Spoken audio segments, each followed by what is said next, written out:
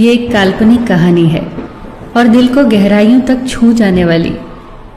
एक बार स्वर्ग में विचरण करते हुए कृष्ण और राधा एक दूसरे के सामने आ गए। विचलित से कृष्ण, प्रसन्नचित से राधा।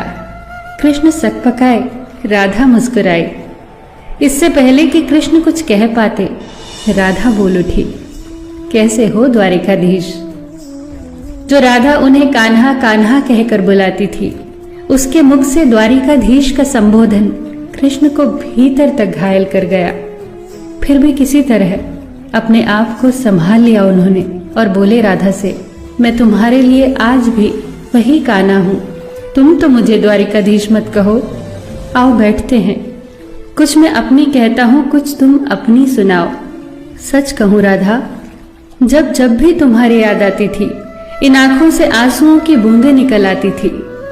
राधा बोली, मेरे साथ ऐसा कुछ नहीं हुआ। न तुम्हारी याद आई, न आंखों से आंसू बहा, क्योंकि हम कभी तुम्हें भूले ही कहाँ थे। जो तुम याद आते, इन आंखों में तो सदा तुम ही थे। कहीं आंसुओं के साथ निकल न जाओ, इसलिए रोते भी नहीं थे। कान्हा, प्रेम से अलग होने पर तुमने क्या खोया, इसका एक आईना दिखाऊं तुम्हें। कुछ कड़वे सच प्रश्न सुन पाओ तो सुनाऊं।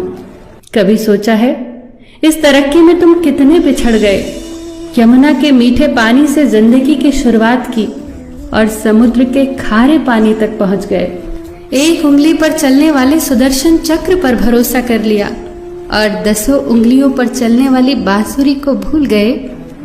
कान्हा, जब तुम प्रेम से जुड़े थे तो जो उंगली गोवर्धन पर्वत उठाकर लोगों को विनाश से बचाती थी, प्रेम से अलग होने पर वही उंगली क्या क्या रंग दिखाने लगी। सुदर्शन चक्र उठाकर विनाश के काम आने लगी। कान्हा और द्वारिकाधीश में क्या अंतर होता है बताऊं? कान्हा होते तो तुम सुदामा के घर जाते, सुदामा तुम्हारे घर नहीं आता। युद्ध में और प्रेम में यही तो फर्क होता है। युद्ध में आप मिटाकर जीतते हैं और प्रेम में आप मिटकर जीतते हैं। कान्हा, प्रेम में डूबा हुआ इंसान दुखी तो रह सकता है, पर किसी को दुखी नहीं कर सकता।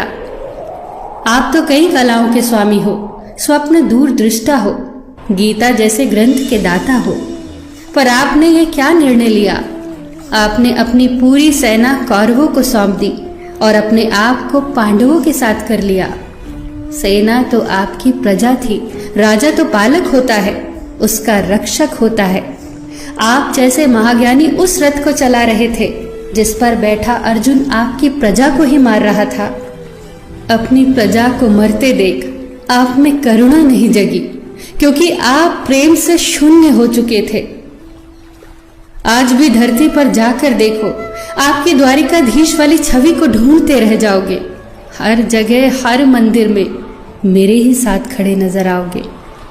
मैं जानती हूं कान्हा, लोग गीता के ज्ञान की बात करते हैं, उसके महत्व की बात करते हैं, पर धरती के लोग युद्ध वाले द्वारिकाधीश पर नहीं, प्रेम वाले कान्हा पर भरोसा करते हैं। गीता में मेरा दूर दूर तक नाम नहीं है, पर आज भी लोग उसके समापन पर राधे राधे कहते हैं। ये कहानी काल्पनिक जरूर है, पर इसके भीतर छिपी सीख बहुत महत्वपूर्ण है। श्री कृष्ण के पास कभी किसी प्रश्न का उत्तर ना हो, ऐसा तो हो ही नहीं सकता, परंतु राधा द्वारा लगाए गए प्रश्न चिन्हों पर कान्हा मौन रहे। यही तो है प्रेम में समर्पण का भाव। पराक्रम में हमें हर किसी को हराना होता है, तब भी हम जीतकर भी हार जाते हैं, परंतु प्रेम में एक ही कईयों का दिल जीत लेता है। सही कहा है कि छोटी सी उंगली पर पूरा गोवर्धन पर्वत उठाने वाले भगवान श्री कृष्ण छोटी सी बांसुरी को दोनों हाथों से पकड़ते थे। फिर मिलेंगे दोस्तों अगली कहानी के साथ। तब तक के लिए अपना ख्याल रखना और हमेशा मुस्कुराते रहना।